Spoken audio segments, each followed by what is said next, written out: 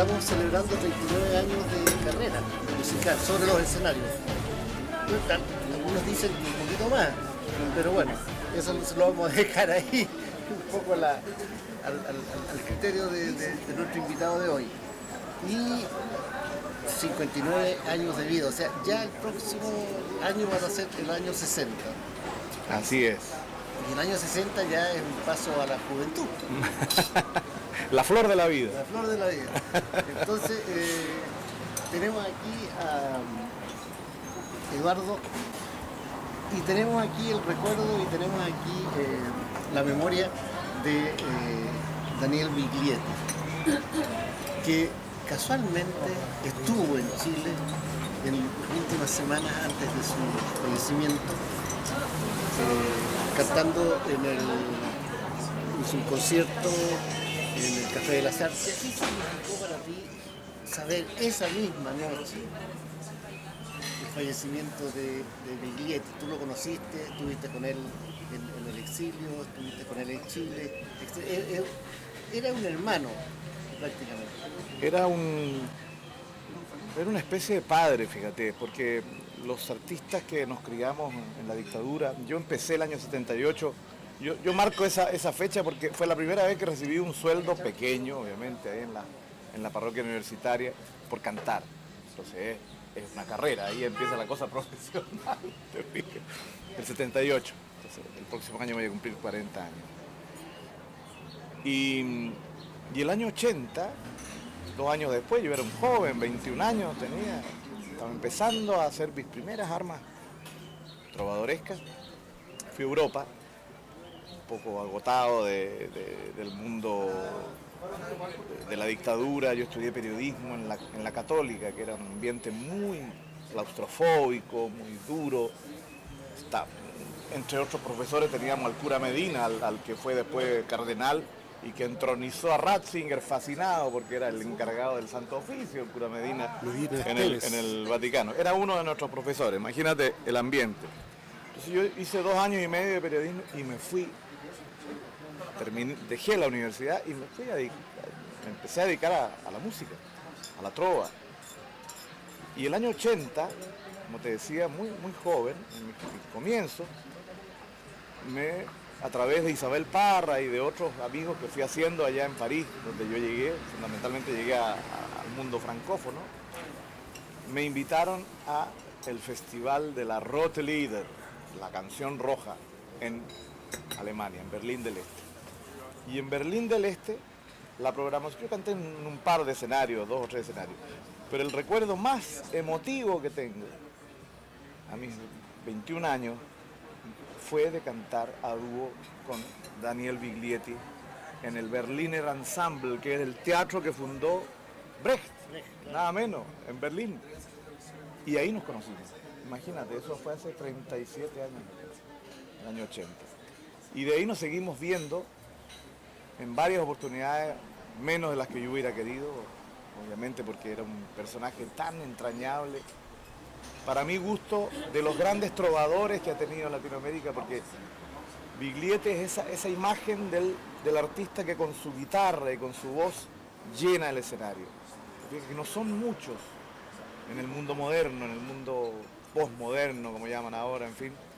El trovador, el verdadero trovador, que con su pura guitarra, muy bien tocada, porque tenía además una base clásica, y con su voz llenaba. Eran músicos, claro, guitarrista y pianista. Entonces, y teníamos además la cercanía del Payo Grondona, que era un personaje muy especial, maravilloso, complejo, de personalidad complejo, de un humor negro, muy duro, pero que Daniel adoraba. Daniel adoraba al Payo Grondona. De hecho, cantó ahí en el Café de las Artes, cantó la bellísima canción que el Payo le dedicó a Violeta Parra, que es una canción también compleja, no es complaciente esa canción. Así que, como te digo, fue muy fuerte para mí esta experiencia de estar con él.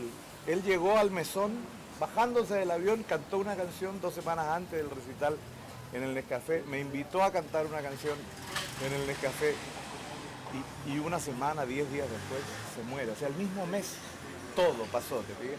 Él vino a despedirse de Chile porque la gente de Chile lo amaba. Los hombres, las mujeres que lucharon, que luchamos en esos tiempos por cambiar, por lo menos mostrar una cosa distinta, una alternativa a lo que se estaba viviendo, que era tan duro, a nivel, haciéndolo obviamente a través de la poesía, las canciones. Es una generación que amó a Biglietti. Entonces fue muy potente esta experiencia de octubre con Daniel, y yo creo que va a ser un hombre que va a dejar un legado impresionante y eterno, no solo para el continente latinoamericano, sino para el mundo, en el sentido de la canción poética y de la canción de contenido. Y la canción de compromiso también, porque... De contenido, yo llamo a la canción de contenido una canción que habla de todo, obviamente que están también los sueños políticos, los sueños humanos, sociales, hacia un mundo mejor. Pero la canción de contenido abarca muchas cosas y él sabía abarcar ese tipo también de canción, ¿no? Con el humor, de repente con el folclore, con esos ritmos, esos cielitos que hacía, maravillosos. Un gran intérprete y un guitarrista fantástico. Era un hombre que sabía o que podía interpretar, llevar a la canción sentimiento, sueños, esperanzas de la gente. Yo recuerdo a Desalambrar, por ejemplo. Claro. Qué cosa más hermosa, cómo resume en ese tema, resume la vida del campesino. La vida del campesino, la vida del indígena, la vida del pobre, ¿no? Claro. Porque esa era su temática. Sí.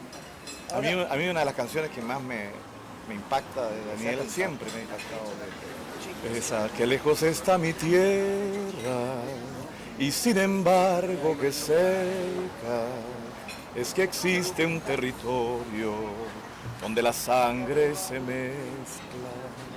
Eso, solamente esa copla vale para dejarlo en la inmortalidad del canto poético, del canto social, del canto de futuro, ¿no? La canción de futuro en nuestro continente tan vapuleado por tantas décadas en algunos momentos de la historia. Y que él a los chilenos les cuesta salir de Santiago. Entonces, esta campaña que hacen ellos estando en Quilpué, tener esa pequeña peña, como los artistas se desplazan en forma...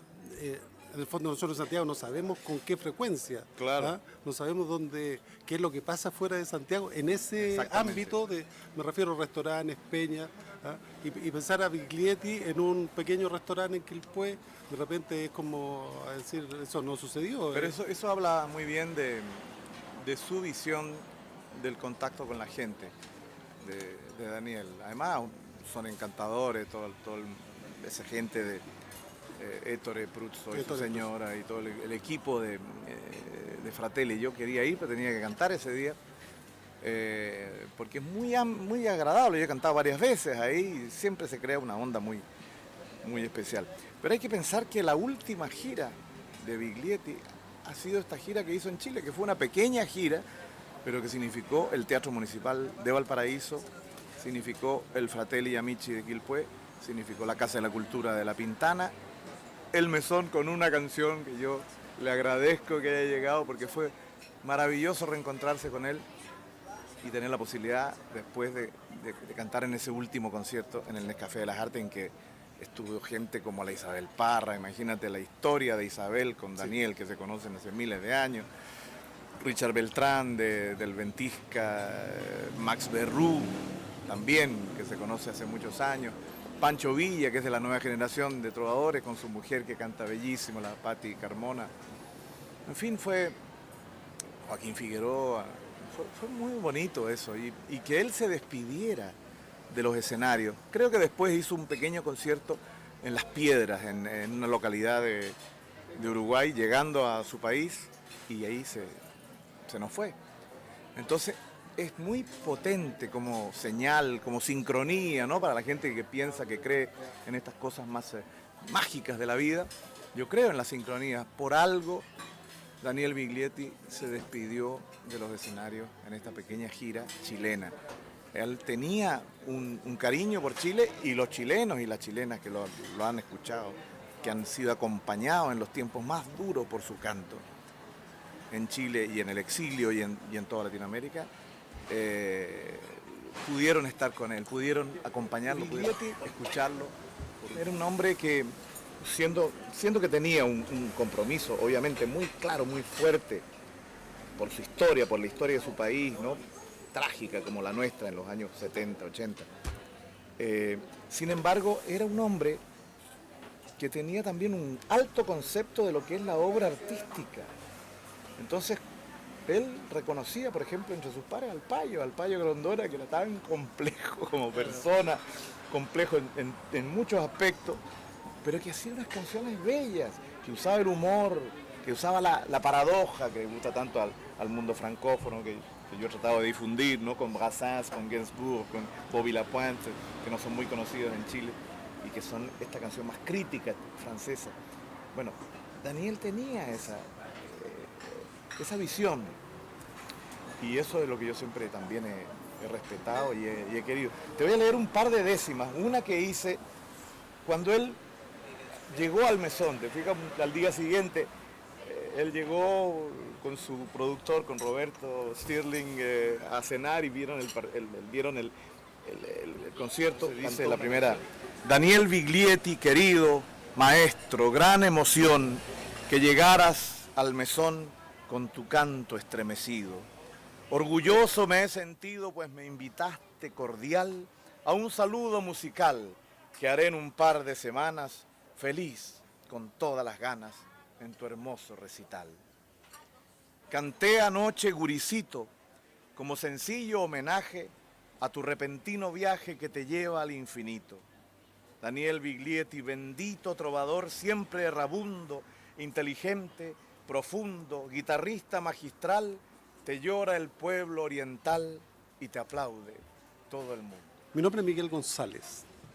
Y como buen Miguel González tengo un hermano que se llama Juan González. Como la canción. Entonces yo le comenté a mi hermano Juan Emilio que estabas fanático tuyo. ¿Cómo hiciste la canción? ¿En quién te inspiraste? ¿En qué Juan González? Ese Juan González de los años 70 y toda la descripción que haces de la sociedad en ese momento. Y además que me dijeras, me hablaras de los Juan González actuales. Claro. ¿En qué están los Juan González hoy día?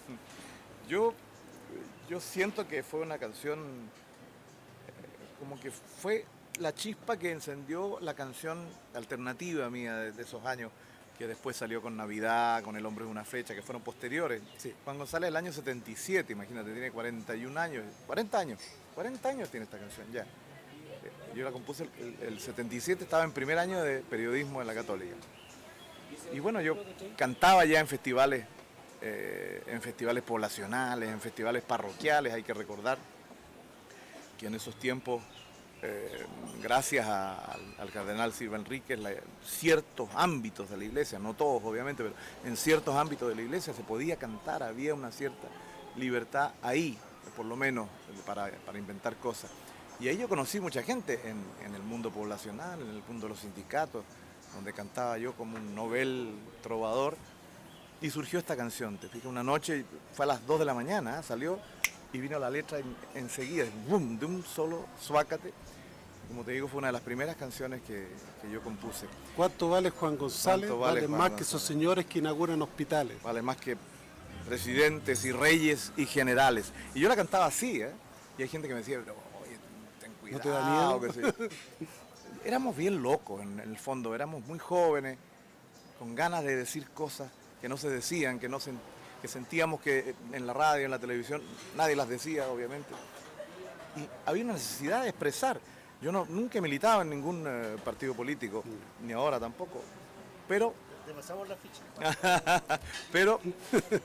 pero tenía una necesidad filosófica, social, humana, de expresar cosas que yo veía, que yo sentía. ¿Te fijas?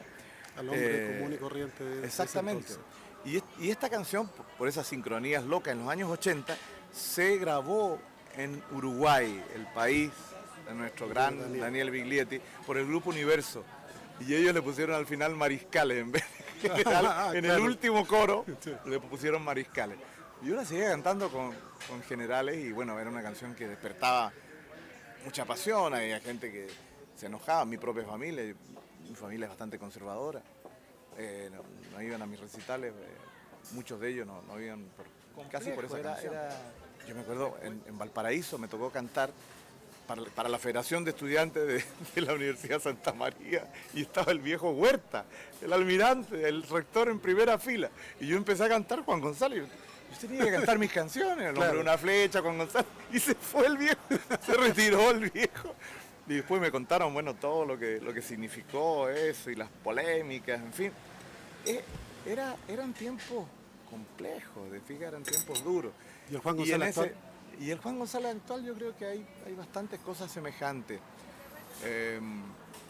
Porque era un grito un poco libertario, un poco anarco, ¿no? De esos tiempos, de decir, bueno, hay que valorar al ser humano que llevamos dentro con nuestra dignidad, y eso a veces faltaba, ¿no? Porque uno veía tanta tontera en la televisión, por ejemplo en los medios de comunicación, que se sigue viendo ahora, ¿no? Que se disfraza,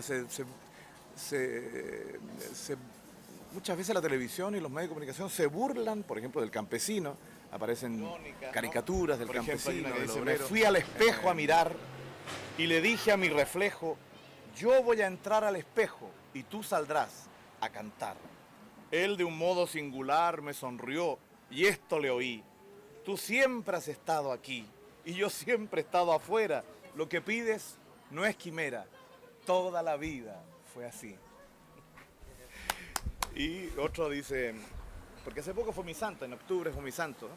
San Eduardo, el 13, entonces dice, santo de la devoción de casi ninguno he sido, y las hostias que he ingerido, ruedas de carreta son, mas mi canonización se acerca a paso sereno, para la región será bueno este piadoso destino, si ya hay un papa argentino, ¿por qué no un santo chileno? Muy bien. Te vamos a santificar.